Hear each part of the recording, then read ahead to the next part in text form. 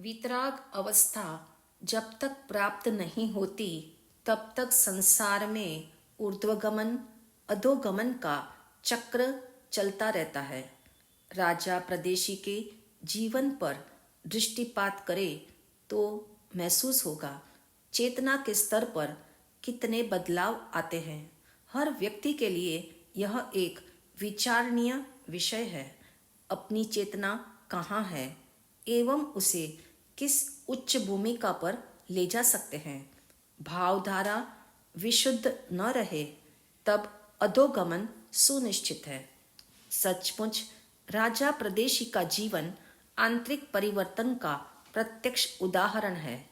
जिसका हाथ सदा लहू से भीगा रहता वही आज अपनी पत्नी के द्वारा जहर देने पर भी विचलित नहीं हुआ। यहाँ तक कि उसके मन में भी द्वेष का प्रकंपन नहीं हुआ। ऐसा यह इतिहास दुर्लभ प्रसंग है। शिक्षा सूत्र यह है, इस सच्चाई का स्वीकार कर लो। आदमी कभी भी बदल सकता है। ऐसा मत मान लेना मेरा समय नहीं पलटता, भाग्य नहीं बदलता। कर्म को भी इंसान बदल सकता है। इसलिए कर्म का सिद्धांत परिवर्तन का बिगुल बजाता है। यदि जितने कर्म बांधे हैं उतने भोगने पड़ते तो मनुष्य कभी भी मोक्ष में नहीं जा सकता। जब तक कर्म है तब तक शरीर है एवं कर्म से युक्त आत्मा का शरीर छूटे तब वह संसार में प्रयाण करती है। तब त्याग साधना के अनुसार उसे गति मिलती है या कर्म समाप्त हो जाए तब मोक्ष मिलता है। कभी सोचा, अपने से अनजान आत्मा अनादिकाल से इस आत्म अज्ञान के कारण अपने को शरीर मानता है। इसमें होने वाले सड़न गलन रूप परिणमन को अपना मानता है। इस शरीर की उत्पत्ति रोग शोक एवं मृत्यु को भी अपनी जानता है और अपनी मानता है। इसी से राग द्वेष आदि विकारी भाव होते हैं और जीव जन्म मरण का महादुख भोगता है। शरीर परिवार धन वैभव भोग सामग्री यश प्रतिष्ठा संयोग है, पराये हैं। इन्हें अपना मत मानना। संयोग से होने वाले राग द्वेष भी पर भाव है जो पुद्गल कर्म के कारण होते हैं और आत्मा इन दोनों से न्यारा है। ऐसा बोध इस जन्म में नहीं होगा तो फिर कब होगा। राजा प्रदेशी का सारा जीवन सुनकर आपके मन में भी जिज्ञासा जागी होगी कि राजा प्रदेशी ने कितना आत्मचिंतन किया, समता भाव रखा, धर्म ध्यान भी किया, फिर भी उन्हें मोक्ष की प्राप्ति क्यों नहीं हुई। क्या वे देवलोक के भोगों में आसक्त नहीं हो जाएंगे। तो समाधान यही है, केवल ज्ञान के बिना मोक्ष नहीं होता और सम्यक दर्शन के बिना केवल ज्ञान नहीं होता। इसलिए सम्यक दर्शन मोक्ष की नींव है। राजा प्रदेशी ने महाज्ञानी केशी स्वामी के सत्संग से सम्यक दर्शन प्राप्त किया एवं उत्कृष्ट रूप से आत्म आराधना भी की। तथापि उनका मोहनीय कर्म सर्वथा क्षय न होने से उन्हें केवल ज्ञान प्रकट नहीं हुआ। इसीलिए मोक्ष की प्राप्ति भी नहीं हो सकी। राजा प्रदेशी ने सम्यक दर्शन के साथ देह त्याग किया। इसीलिए उनकी आत्मा सूर्याभ देव के रूप में भी वहाँ सम्यक दृष्टि ही है। यही कारण है वहाँ उन्होंने अवधि ज्ञान के द्वारा भगवान महावीर को देखा और चरण वंदन किया। पश्चात साक्षात दर्शन हेतु देव विमान के भोग ऐश्वर्य सब कुछ छोड़कर वे समो शरण में आ गए। चाहे देव धर्म का आचरण नहीं कर सकते, 12 व्रत में से एक भी व्रत धारण नहीं कर सकते, तथापि वे सम्यक दृष्टि है। आगामी जन्मों में अब उनका कल्याण सुनिश्चित है। उस देव भूमि में भी उनके संस्कार बने रहते हैं।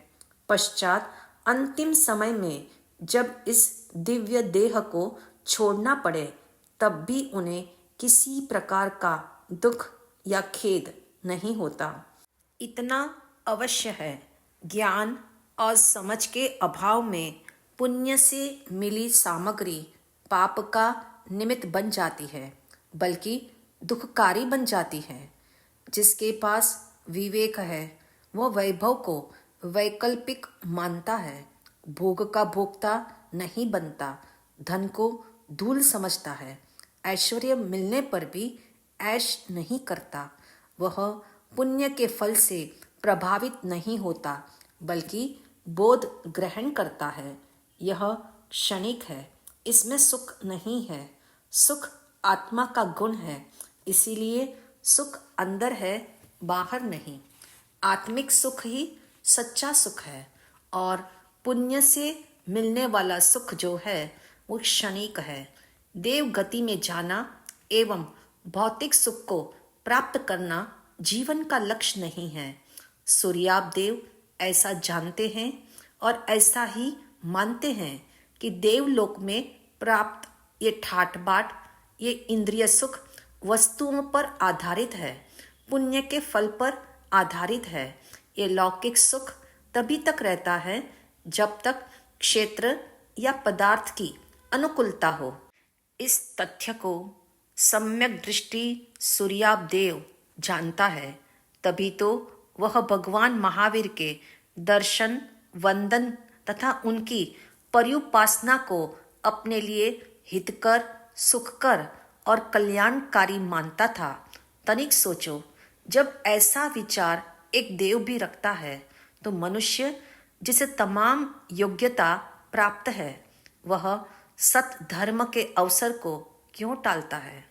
सचमुच सूर्याब देव का ऐसा सम्यक चिंतन पूर्व जन्म की आत्मसाधना, धर्म आराधना एवं चैतन्य के संस्कार का सुफल है एवं दैवीय भोग ऐश्वर्य उसके पुण्य का फल है।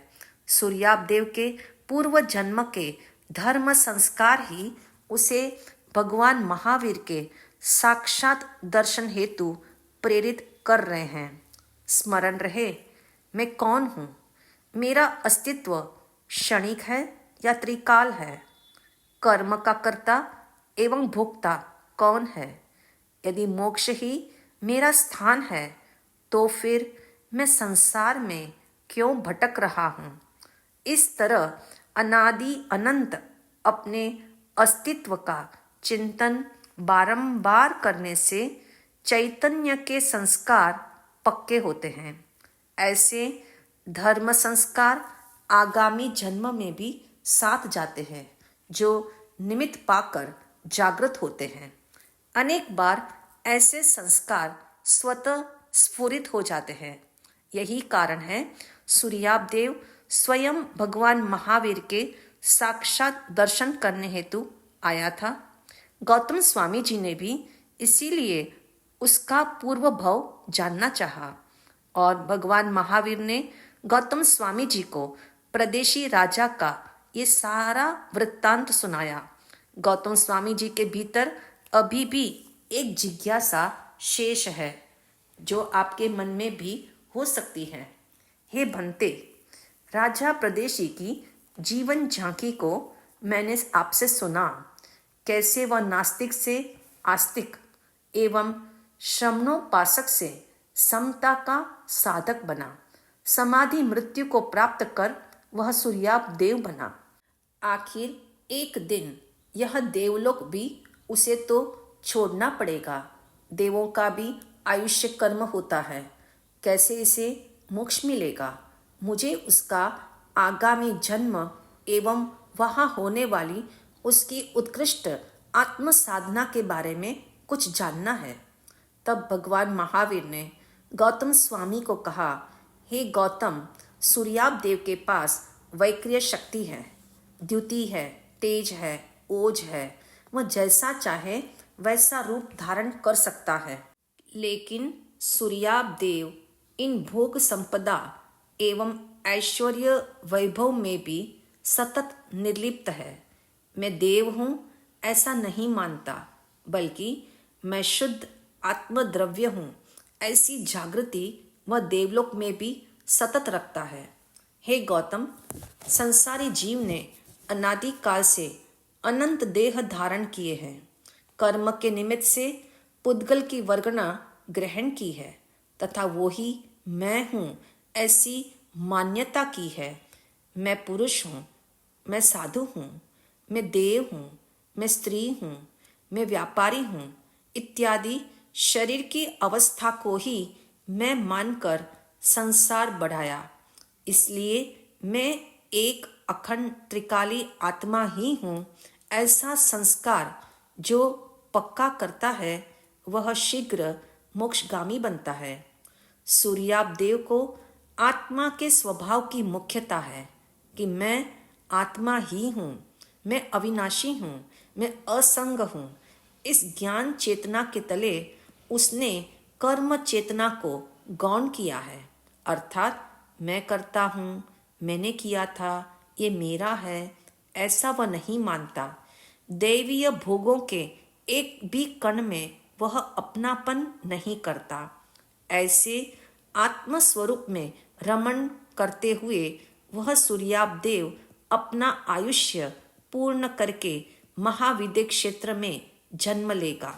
वहाँ उसे राजकुमार दृढ़ प्रतिज्ञ का नाम मिलेगा और वो राजकुमार जैसे जैसे बड़ा होता जाएगा, यौवन की दहलीज पर जब कदम भरेगा तब माता पिता से कहेगा, हे आदरणीय पूजनीय माताश्री पिताश्री, मौज शौक भोग ऐश्वर्य में मेरी रुचि नहीं है। 72 कलाओं में मुझे एकमात्र आत्म उत्थान की कला रास आ गई है। ये शरीर पुद्गल पिंड रोगों की खान है। इस देह में 3.5 करोड़ रोम है एवं एक एक रोम में 1.25 रोग है। इसलिए जब तक ये शरीर स्वस्थ है, इंद्रियां सशक्त है, मनोबल सतेज है, तब तक मैं धर्म आराधना करना चाहता हूँ। ज्ञान और आनंद सब कुछ तो आत्मा में ही है। इसलिए मैं भोगों में या लौकिक दुनिया में फंसना नहीं चाहता। बाहर मात्र आभास है, प्रतिबिंब है, वहाँ असली तत्व नहीं। आत्मस्वरूप का ज्ञान ही सच्चा सुख है। इसलिए मैं भोगमय नहीं, चैतन्यमय जीवन जीना चाहता हूँ। हे माता पिता, बहिर्मुखता में पराश्रय है, वहाँ सुख नहीं, सुख देने की ताकत भी नहीं। सुख तो आत्मा का गुण है जिसमें सभी दुखों का नाश करने की शक्ति है। बाहर में सुख नहीं है ऐसा जानने के बाद अब मैं अंतर्मुखी हो गया हूँ। मुझे शाश्वत सुख को प्रकट करना है, इसीलिए मैं भोग की तरफ नहीं, योग की ओर जाना चाहता हूँ। संसार मार्ग को छोड़कर मोक्ष मार्ग पर अग्रसर होना चाहता हूँ। अपना उपयोग अपने में जो लगाए तो मोक्ष मार्ग सदैव पास है। अपना उपयोग पर में लगाए तो वह सदा ही संसार मार्ग है। यह सुनकर माता पिता बोले, हे पुत्र, तुम्हारी भावना उत्थानकारी है। आपका मनोकामना हितकर है, मगर कुछ अभिलाषा हमारी भी है। अपने पुत्र के साथ हमारी भी कतिपय आशाएं जुड़ी होती हैं। हम तुम्हारी स्वस्ति चाहते हैं, किंतु कुछ मुराद हमारी भी पूरी करो। तब दृढ़ वैरागी दृढ़ प्रतिज्ञ कुमार ने कहा, हे वात्सल्यमयी माताश्री पिताश्री, ये आपका भी अनुभव है। इच्छा की कभी इतिश्री नहीं होती, आकांक्षाओं का कभी अंत नहीं होता। आज तक अनंत अनंत जन्म बीते मगर लालसा का कभी लोप नहीं हुआ। भोग वासना पर न बुढ़ापा पूर्ण विराम लगाता है, न आशा आकांक्षा का आखिर तक भी निधन होता है। यह मेरा परम सौभाग्य है जो मुझे ऐसा सुंदर जन्म मिला। इस अनमोल जीवन की अमूल्य घड़ियां एक एक क्षण करके बीती जा रही है। अगले क्षण का क्या भरोसा, आए न आए। इसीलिए मैं अति शीघ्र आत्महित साधना चाहता हूँ।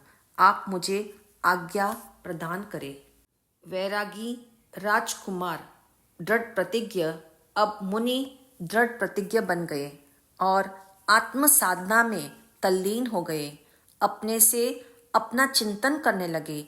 हे आत्मन, जाग जाग, तू शुद्ध आत्मा है, नित्य निरंजन निराकार शाश्वत परमात्मा है। तू ही गुणों का ग्राम है, आनंद का धाम है। तू ही शक्तिमान है, तू ही स्वयं सिद्ध आत्मा है। मैं ही आत्मा हूँ, मैं ही शुद्ध हूँ। इस संसार में मेरा कोई नहीं, मैं किसी का नहीं। मैं पूर्णानंदी, मैं परिपूर्ण हूँ। इसलिए मैं स्वयं अमर चैतन्य कल्प वृक्ष हूँ। मैं स्वयं सुखधाम हूँ। इस प्रकार सूत्रकार कहते हैं, दृढ़ प्रतिज्ञ मुनि निरंतर इस तरह से अपने को आत्मभाव से भावित करते हुए उत्कृष्ट रूप से तप संयम का पालन करेंगे। शुक्ल ध्यान की उत्कृष्ट स्थिति में केवल ज्ञान प्राप्त कर मोक्ष पधारेंगे। इस तरह राजा प्रदेशी की आत्मा एक दिन आवागमन के चक्र से मुक्त हो जाएगी। आत्मा स्वयं परमात्मा श्री राज प्रश्नीय संहिता के तले हमें आत्मबोध मिला। अपना बायोडेटा बदलो। जैसे राजा प्रदेशी ने भी अपना बायोडेटा बदला। नाम मेरा है शुद्ध आत्मा, मेरी जन्म तिथि है अनादि अनंत, मेरा स्थायी पता है मुक्तिपुरी, मेरा पद सिद्ध पद है, मेरा पैतृक स्थान निगोद है, मेरा कार्य है जानना जानना, देखना देखना, मेरी योग्यता है सिद्ध भगवान के समान, मेरे अंदर अनंत गुण है। मेरा कार्य क्षेत्र है आत्मा के असंख्यात प्रदेश। मेरा आदर्श देव गुरु और आगम है और मेरे रोग का कारण पर में सुख बुद्धि है। इस तरह अपने स्वरूप को अब मैं समझूंगा। अपना बायोडेटा मैं बदलूंगा। जो अपने स्वरूप को नहीं समझने की भयंकर भूल को स्वीकारते हुए मैं स्वयं को मोक्ष मार्ग का मुसाफिर बनाने का संकल्प लेता हूँ। ऐसा प्रबोध ज्ञानार्थी को मिलता है। परदेशी, पर प्लस देशी, आत्मा को स्व प्लस देशी बनाने हेतु महामुनि चित्त जैसी हित भावना, केशी श्रवण जैसा सत्संग एवं दृढ़ प्रतिज्ञ जैसा पुरुषार्थ मेरे भीतर प्रकटे। ऐसी भावना भाव